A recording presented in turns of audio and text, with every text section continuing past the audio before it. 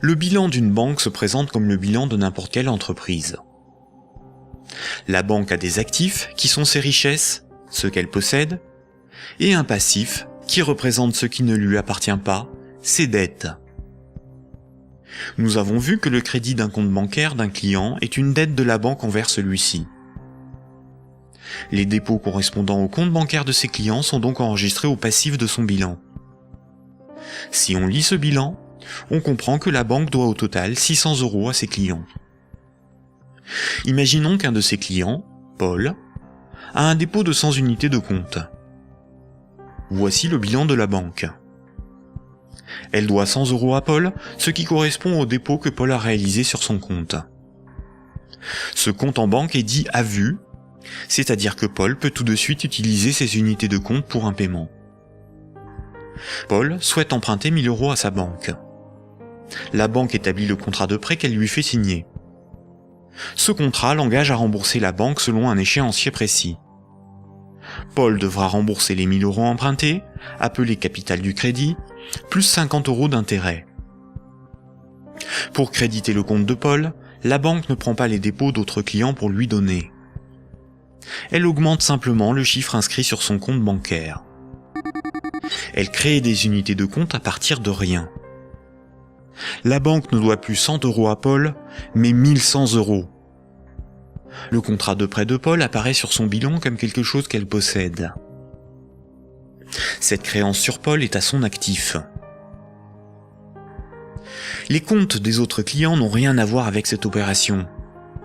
On dit que la banque a monétisé la créance sur Paul. Elle a transformé cette créance en moyen de paiement sous la forme de monnaie scripturale privée ajoutée au compte de Paul. On appelle cette opération d'augmentation des dépôts par simple jeu d'écriture la création monétaire. On parle de création monétaire ex nihilo, ce qui veut dire à partir de rien. Enfin, quand Paul va rembourser le crédit, la banque va annuler des unités de compte chaque mois, selon l'échéancier du crédit, directement sur le compte de Paul. Cette annulation est appelée destruction monétaire. Elle diminue la somme qu'elle lui doit. Simultanément, dans son bilan, la somme restant à rembourser diminue aussi. La banque prend le risque que Paul n'arrive pas à rembourser le crédit, qu'il soit insolvable. C'est le risque de faire crédit ou risque de contrepartie. On pourra qualifier alors la créance de Paul, le contrat de prêt, d'actifs pourris ou d'actifs toxiques. Cette opération de création de moyens de paiement artificiels, tout comme sa destruction progressive lors du remboursement, est difficilement compréhensible pour la plupart des gens, y compris pour ceux qui travaillent dans les banques, même à haut niveau.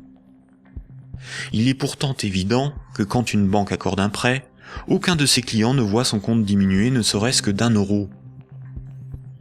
Ce mécanisme est très mal compris et les médias perpétuent, par ignorance, le mensonge selon lequel les banques doivent collecter des dépôts pour pouvoir prêter de l'argent. Pourtant, ce mécanisme est parfaitement décrit dans les manuels d'économie. Vous pouvez par exemple télécharger un petit fascicule intitulé « La monnaie et nous », édité par la Banque de France en 2009, expliquant la création monétaire par les banques commerciales privées.